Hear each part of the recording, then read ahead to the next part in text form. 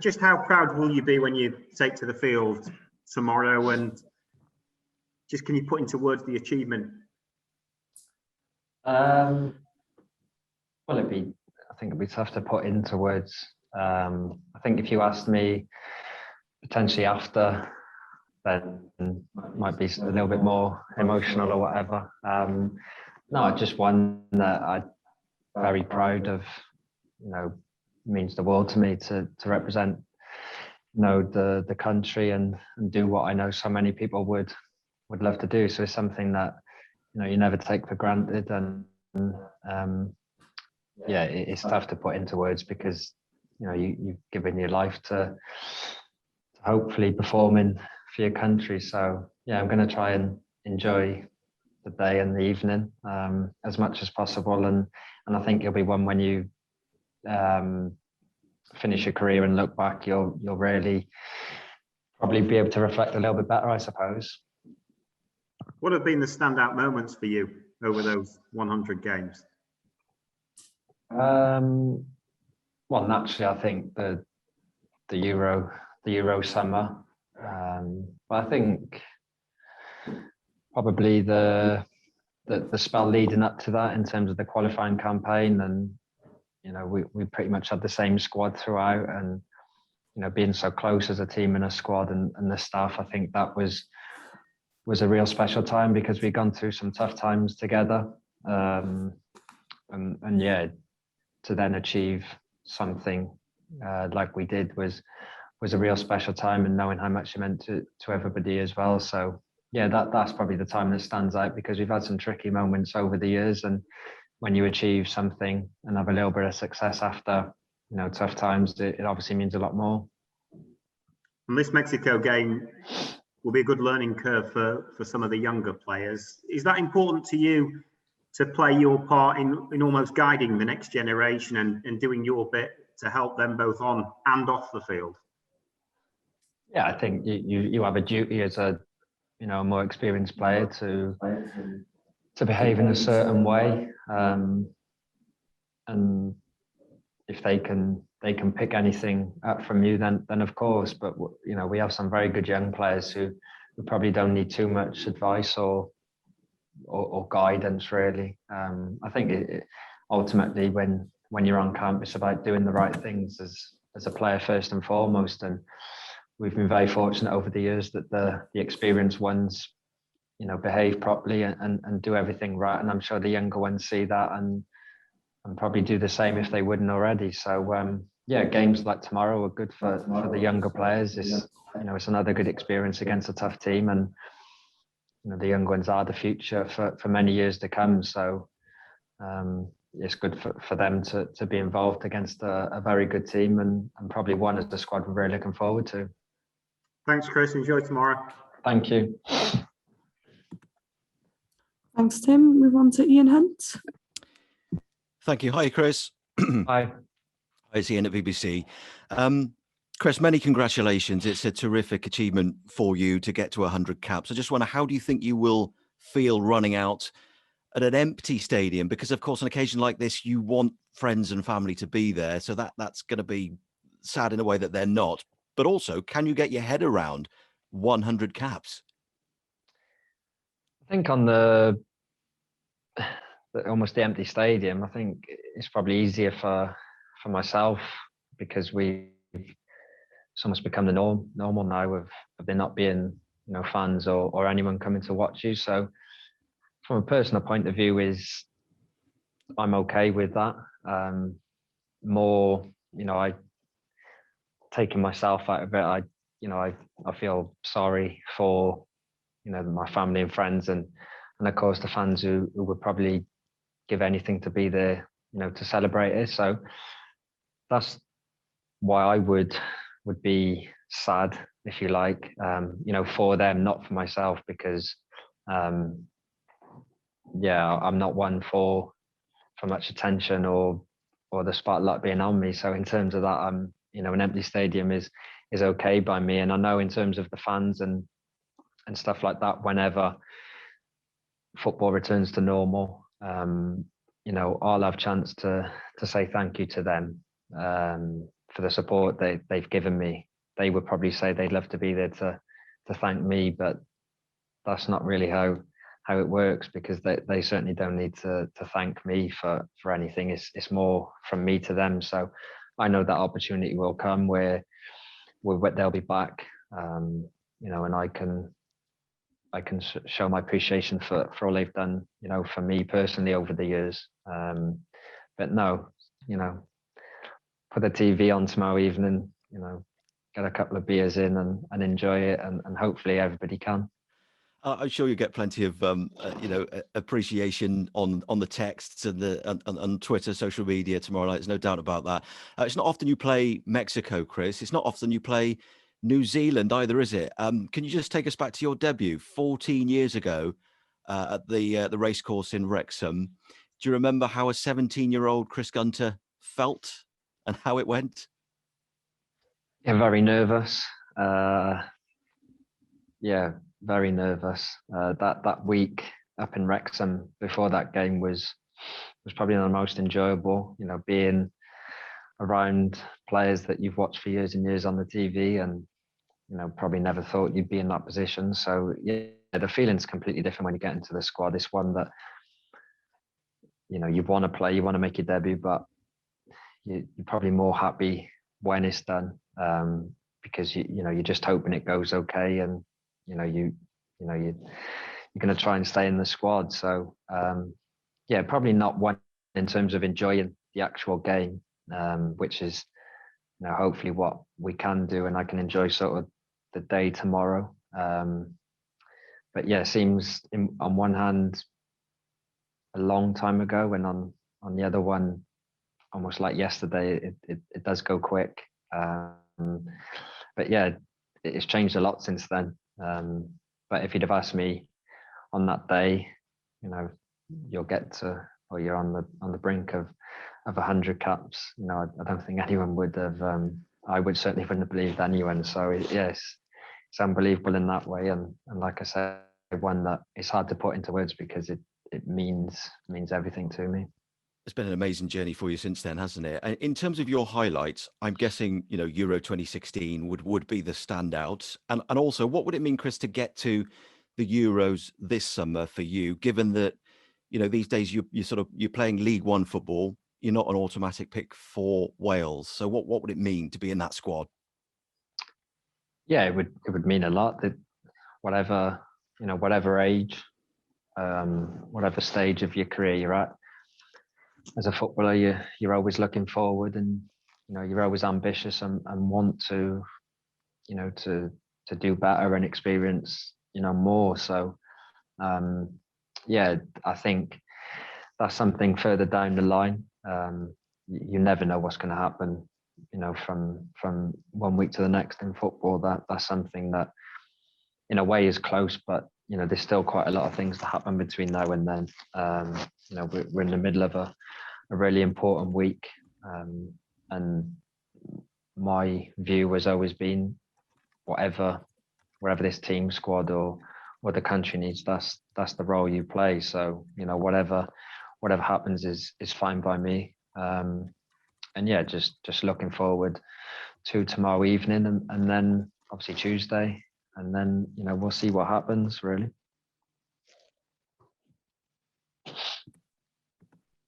Thanks, Ian.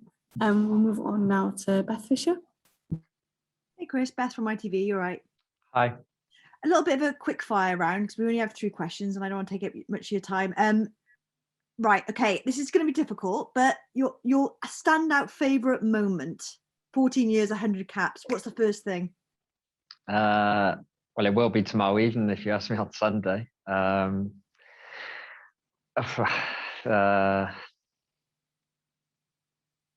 at the moment, it would be my debut, yeah.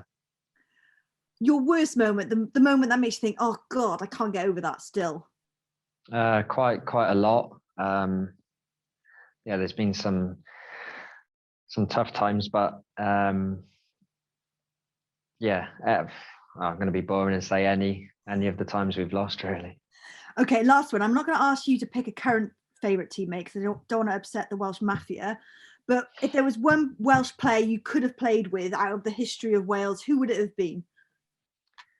Do you know what? A boring answer, but there's nobody I would have picked, from previous Wales squads or anything to have shared the memories and journey that I've been on than some of the ones that I have. We've grown up as kids together and been through some real bad times and good times, and yeah, to have experienced that with, I won't name anyone because you'll miss them out and upset them, but no, to experience what I have with, there's a good few that I would consider really good friends. To have experienced it with those, is more than good enough for me. Welsh Mafia will be pleased with that answer. Listen, congratulations on a huge achievement. Thank you. Diolch, Beth. Lawrence Moore? One of those missing, Chris, is Aaron. How's he coping with not being here? Because obviously you guys are pretty inseparable during the summers and off season. So is he okay? Yeah, well, when we in November when I came on to get to 99, he was quite pleased, and we were saying he'll be there when if and when I get to 100, and then obviously last week he gets injured, and yeah, I think he's disappointed, and I am, to be honest, because I said that in terms of the players in the squad and experiencing a lot of things, Aaron's been one of my best mates since we were 12 years old. So yeah, I've been through a lot with him, and yeah, gutted in a way. He's not going to be there. But he hasn't been around for a while with Wales, which we've got used to, and that's even more disappointing because we miss him obviously on the pitch. But no, with the friendship we have, I know he'll be one of the most proud people that will be for myself. So yeah, we'll hopefully in the summer, if not before, when we see each other, we'll celebrate. But it's people like him, and like I say, a lot of others in the squad that I owe a thanks to them, because the support and what they've given me throughout the years is incredible, really. So yeah, sure we'll speak tonight and tomorrow, and yeah, he'll certainly be watching. Good stuff. Well, listen, whenever we speak to fans, they always refer to you as like the fan on the pitch, if you like. Is that something that gives you a lot of pride? Yeah, it is. Because obviously not now, but every week or every time you play football, there's fans in the stadium, and you do it almost to get the win, but knowing that's gonna it makes everybody happy, and especially for your country, it's a little bit more important. The games don't come around as much, and how much it means to them. So yeah, if I don't see myself as just a fan. You see yourself as a player, but in terms of a comment like that, it makes you proud, because it makes you feel that they can relate to you. And I think sometimes as a footballers, we get put up on a pedestal and stuff like that, and sometimes footballers get a little bit carried away with themselves and think you're sometimes more important than you are, and we're not. We're kids that started out to want to play football through hard work and probably a little bit of good fortune. We're in the position where we can represent the country, but there's millions up and down the country that would give anything to experience what we are. So yeah, I enjoy that sort of comment, because the support they give us is like we've never experienced, I don't think. And just finally for me, you're doing your coaching badges with the FAW at the moment. Are we going to see a Chris Gunter coming back for Wales as manager or coach in the future? Football is that unpredictable. I don't know, but I'm not going to say yeah, because that'll be the the headlines tomorrow, Gunter wants to manage Wales, or if I say no, then he never wants to manage Wales. Yeah, you never know what's going to happen in the future. But yeah, it's good to be doing your badges. I think you get to a point in your career where you are thinking about when football, does finish. But no, I'm certainly not gonna fall into that trap and make any headlines that Gunter's eyeing the Welsh job anytime soon. See, that's 100 cap experience right there, Chris. Yeah. Right there. Great stuff. Thanks very much. Enjoy tomorrow, Thank you. Chris. Cheers. Thank you. Diolch, Lawrence. Move on now to David Jones. Hi, Chris. Hi. Having played for Wales's youth sides at the time that you did, how crucial was the plan that was put in place by figures like Brian Flynn to the success that we've had since in recent years?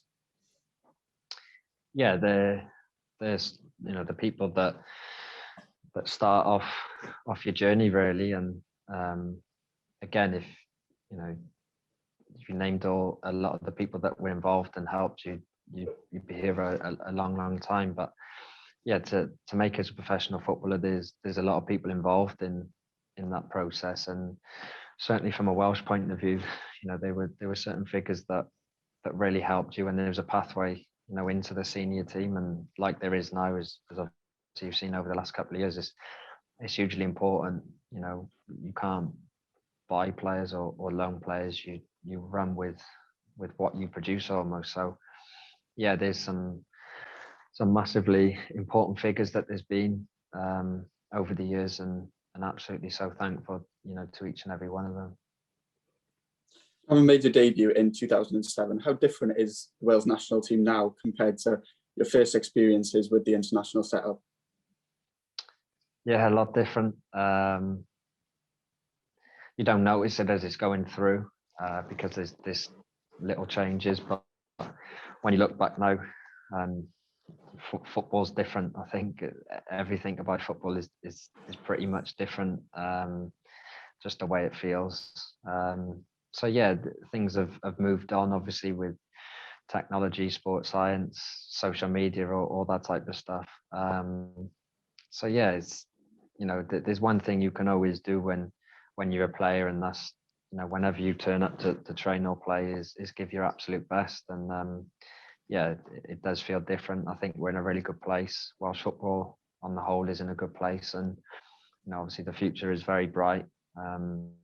It's important to enjoy that, because there's been times when that probably hasn't always been the case. Just finally from me, you made your debut for Wales at the racecourse in Wrexham. Do you feel that there's potential for more games to be played there in the future? Yeah, 100%. The fans, from North Wales are, I know it's a real effort for them to get down to the normal home games. And if there's ever a spell where, we can, go up there and play games, then of course, because it's everybody's team. Whenever we go up there, we're hugely looked after, and everything's great up there. So yeah, of course, when the time's right, I'm sure, and I know the FAW, are always looking at that. Thanks, Chris. Good luck tomorrow. Thank you. Okay, thanks, David. Phil Cadden. Hi, Chris. Congratulations on the achievement. Thank you. John O'Shea, not many British players have reached 100 caps, or an Irish players. John O'Shea scored on his 100th cap. How would you like to mark the occasion? I was watching that game, actually. I think it was Germany away. It was. He scored. Yeah, I remember watching that on TV.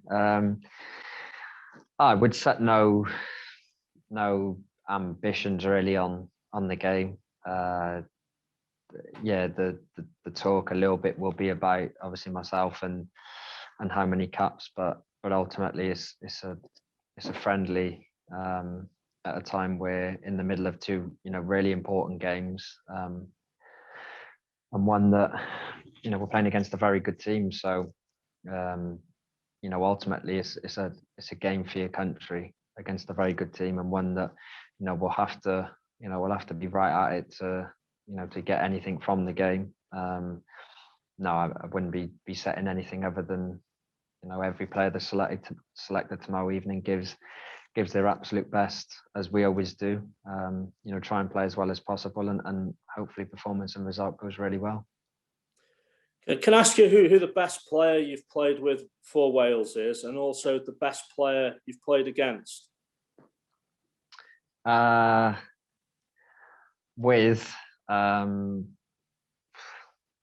be a couple. I'm certainly not going to name one because I will be upsetting people. Enjoyed the most would obviously be Rambo, in terms of, like I say, being best mates from a young age. Anytime we come away together and play is brilliant, because we're such close friends. To do that for your country with your best mate is a special thing. But there's, like I said, there's some people in the squad that have, I consider top friends of mine, which is unusual in football to do. Best player played against, I don't know, there's so many. You probably have to give me a while to, you only think about the recent times. I think potentially, obviously, Ronaldo for that goal in the semi-final. He did something that not many players can do. But I've been fortunate to play against a lot of top players, and that's one of the things you'll probably look back on when you finish, and it'll be a nice experience to look back on. We've had some tough nights against some tough teams, that's for sure. Yeah, and just finally from me, you're only 31, 100 caps. There's plenty more caps still to come. Yeah, I think sometimes when you get to a high number of caps, or you played a lot of games, club or country or whatever it is, that sometimes people forget your age, and they sort of see you as old or whatever. I think, I'm 31, which I still consider in football is quite young. I think there's a stigma around once you have a 3 in front of your name. You're coming towards the end, which, if you have a bad game at 29, you had a bad game. If you have a bad game at 30, it's because they're getting old, which doesn't make much sense to me. But yeah, I still feel really good. Physically, playing, 3 times a week is not really a problem. And yeah, things can change quickly, of course. I know that, but yeah, of course, you always want more appearances and success with club and country. Certainly don't feel that it's something that you can't do. I think it's dictated by almost your body, really, not so much your age, and that's different for every single player. So yeah, hopefully more caps, more good times, like I say, for club and country. Thanks, and enjoy tomorrow. Thank you, mate. Cool. Just finally from James Nurses, I know Chris will need to grab some lunch, so go ahead, James. Hi, Chris. Congratulations on your century. Thank you. Following on from what Phil was probing at there, will you be therefore the sort of player that actually doesn't ever retire as such, and that you'll always be available for Wales as long as you're playing? Is that sort of the situation that would? I don't know. It's not something I've ever really thought about. I think,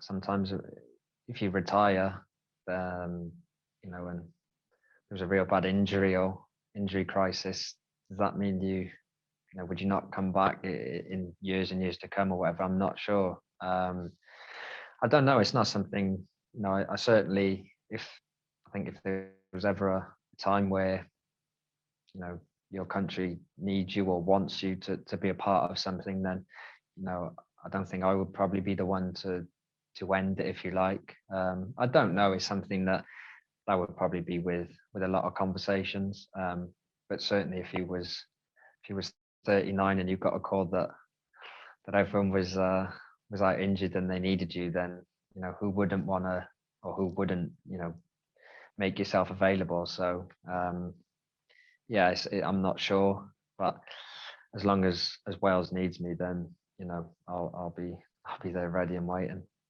Yeah, and thanks. That's interesting. And also, I was just going to ask on comms the other night from the Belgian game. Dave Edwards, who was obviously in the 2016 squad, said he felt this current squad you're a part of now is more talented, even more talented, should I say, than the 2016 squad. I wondered what your take would be on that, please. Potentially, I think we had in that squad some top players and very good players, and equally now potentially probably more strength in depth as well now. People playing at a good level, gaining experience. So I'm not sure like for like. It's easy to say he was stronger than him or he is now. What happened then, is in the record books, if you like, and who knows what this team can go on to achieve. It's not just about ability. Sometimes you need good fortune. You need things to go your way. So, one thing I do know is now that the squad is very good, and hopefully, we can continue that feeling of almost togetherness, which that squad certainly had. But no, everybody's together, and I think as long as Wales are trying to achieve stuff, we need that. However good we are, there's always going to be teams that have potentially a bigger selection of players to choose from. So if we can give ourselves any advantage with relationships with supporters or each other, then to do so. It's an interesting and good question. I don't know how you'd ever judge or compare it. Football's always changing, but two very good squads, that's for sure. Cheers, thank you. Okay, diolch yn fawr. Actually, do you want to do one more question with Phil Blanche? Yeah, is that okay? Yeah, just one from me, Chris, if that's okay. Congratulations on the achievement. Thank you. Like you say, hopefully many more games to come, but what do you think is the one thing that you'll be remembered for after your playing career?